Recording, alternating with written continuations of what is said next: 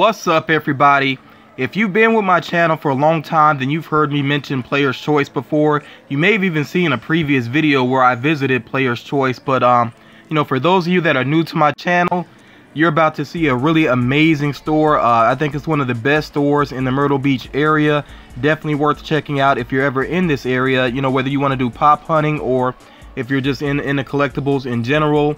And you'll see a lot that they have going on here. Basically, it's like nerd paradise. I mean, that really is the best way to describe it. Here I'm just kind of showing off the posters and things that they have up front. Again, this is Player's Choice in North Myrtle Beach, and this is not like a paid promotion or anything. I just really love this store. It is one of my favorite stores in the area, and I do hope to show off some other stores in the Myrtle Beach area so that people that are planning to come to Myrtle Beach to do some hunting, you know, you can get an idea of where you really should go. But yeah, this is all just the outside of the store. I'm about to go on inside here, and of course I do want to start off with the pop figures because, you know, that's a big focus on my channel. So you're gonna see a lot of Funko Pops here. I did show the majority of what they have in the store, but this is not even all of the pops that they have that you'll see over the next couple of minutes. They do have some that I've been meaning to pick up. I really need to kind of get a list together and go back and pick up a couple of pops that I've been wanting, because I know they have some older ones on hand that I'd really like to get. They do get new ones as well, like you did see the new Teen Titans ones that they had there. And it's a good mix because they do allow people to trade with them, and they've like bought like full collections of people that got out of pop. So this is why on their website they don't really have a list of pops and a list of figures, because things are always changing there. So you really have to contact them, you know, and inquire about anything that you're interested in. They'll let you know if they have it, or they'll let you know if they could possibly find it for you. So they really will work with you in that way. But like I said, with their website and even their Facebook page, they don't really list everything that they have, just because things are constantly changing there. There's always something new, you know, always things coming and going. And like I said, because people can sell to them, you see a lot of, you're basically going to see a lot of store exclusives in the mix here. You're also going to see maybe some vaulted pop figures in the mix. Just a lot going on there. These Game of Thrones pops, I don't really know Game of Thrones well, so I'm always wondering if any of those are actually rare or if they're pretty easy to find. If you're a fan of that series and you collect Game of Thrones, you can let me know. Same goes for pretty much all the pops in this video. Like, if you see things that really jump out at you, let me know, because like I said, there's so much going on, I can't even really keep up with it. I know they used to have a lot more of The Walking Dead. They used to have a lot more horror pops. A lot of those have sold over time though, you know, and especially once they became vaulted and the value started to go up a little bit, you know, yeah, then the sales started to pick up with them. And there's been times when I went to Player's Choice and I helped out close friends of mine, and I picked up some pops that they saw that they were interested in. I may have sent them pictures, or they may have seen them in a video, but that's just something that I've done for very close friends. So I'm gonna stress this again: if there's anything you're seeing in this video that you're interested in, there will be contact information for the store at the end of the video. You can you know, basically give them a holler and see if you can get something shipped to you, or if there's something that they could try to find for you. You can inquire that with them directly.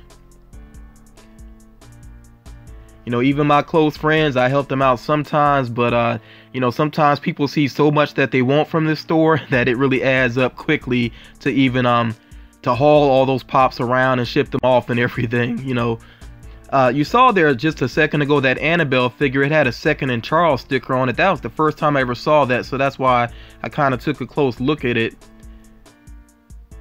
Here you see that Prison Glen that was recently vaulted, I believe. I already have that one in my collection, though. If I didn't, I probably would have picked it up while I was there. Like I said, I mainly went there, though. I wanted to get footage for you all. I want you all to check this place out, especially if anybody is potentially coming to the Myrtle Beach area, because this is just a spot where you got to go to. I mean, you just have to. It is one of the coolest spots in the area. There you see they got the Cuphead figures, which some people have been having trouble finding certain ones. I think Mugman is one that some people have had trouble finding, but they did have all those together.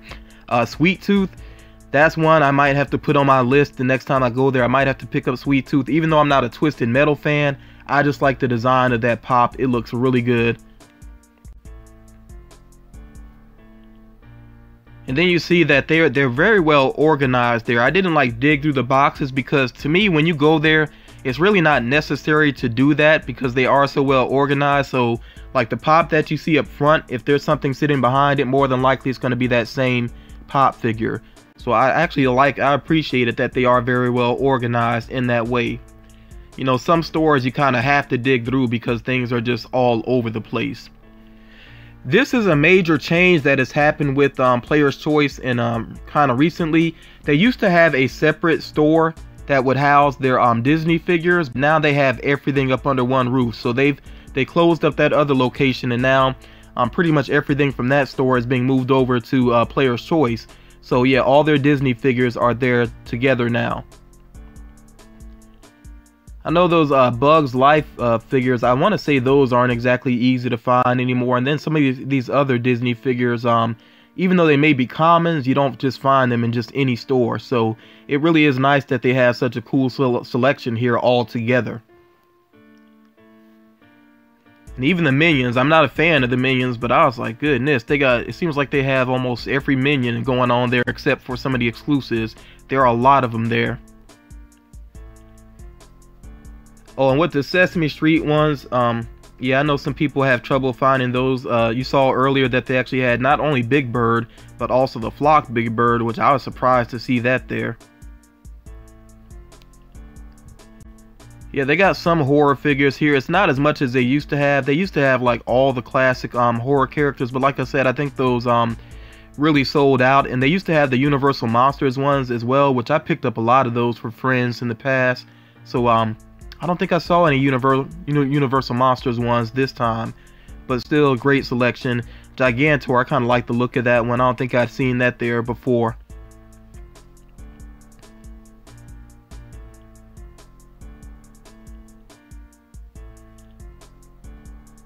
And I'm not talking like all the way through this video. I'm kind of looking myself because while I was filming, it's funny, like I'm filming and I'm trying to look, but if you've ever done that before, you know it can be tricky and you miss things and you don't notice it till later on. So I'm kind of looking all, right along with you all and trying to make a mental list also of things that I might want to pick up the next time that I go through there. But like I said, you saw that they had things like Hot Topic exclusives. Again, that's because people were able to trade in figures to them. So that's why they have some of everything going on. And that's why the variety is different almost every time that you would go there. Every time I go there, it's definitely different from before.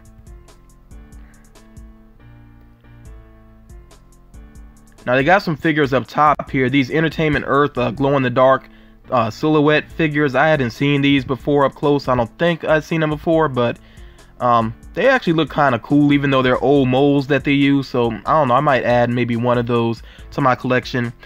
This case here, this glass case, is where they keep Chase figures and some vaulted figures, some things that are tough to find. They have some out-of-box pops. Again, that's because people traded in their collections. So yeah, basically if you're looking for the toughest to find figures, that's basically what this case here is for. You see there they got Gogo and Gogo Yubari and Bill from Kill Bill.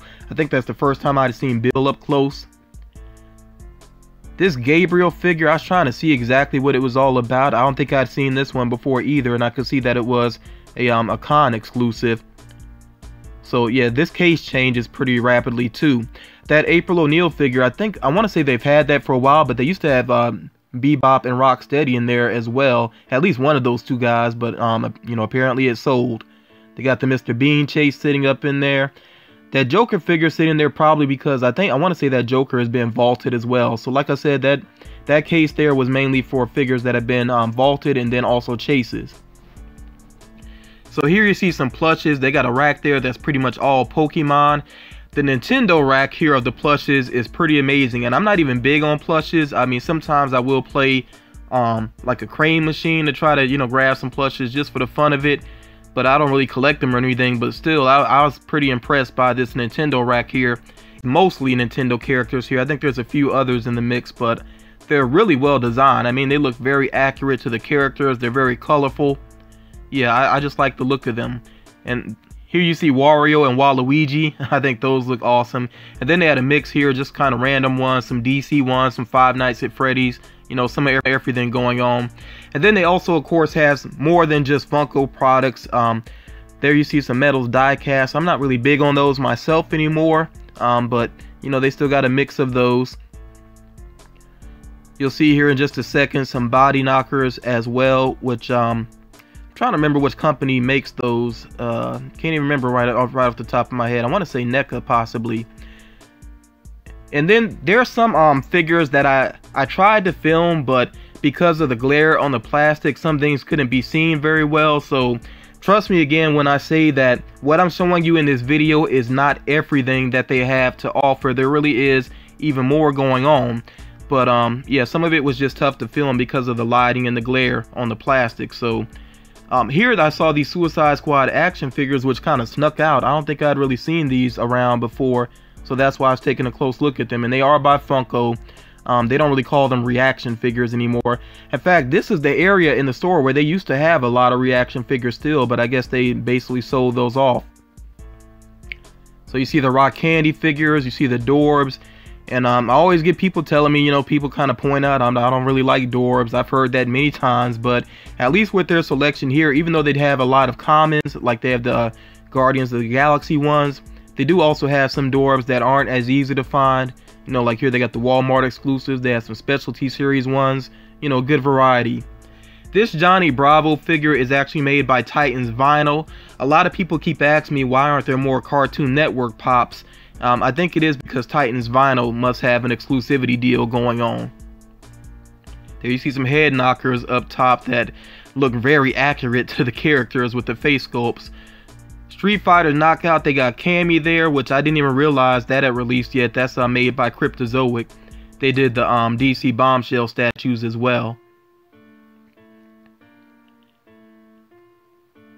The McFarlane Dragons look pretty cool. I know Power Comics has some of those. There's Lara Croft. I got one of those in my collection thanks to a subscriber. Then they had these Fright Rags Predator masks. This first one here, I don't know if that's more based off the comics or what, but this other one definitely based off of the movie there. So I never seen those before. They look pretty cool. Then you see here Sakura and Chun-Li, those other Street Fighter Knockout statues made by Cryptozoic. Then they have these like giant Marvel Universe figures going on, and also some statues. A lot of this stuff has been there for a while, but I don't really see it in other places. You know, those giant action figures like that. I may next time I go, I'll try to get a better view of those.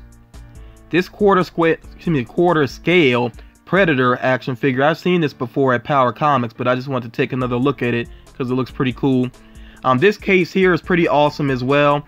This glass case that has a lot of DC statues within it, some Marvel statues as well. And then up top here, you'll see they got Disney Infinity figures there, which I might have to pick up Syndrome and Wreck-It Ralph the next time that I go back.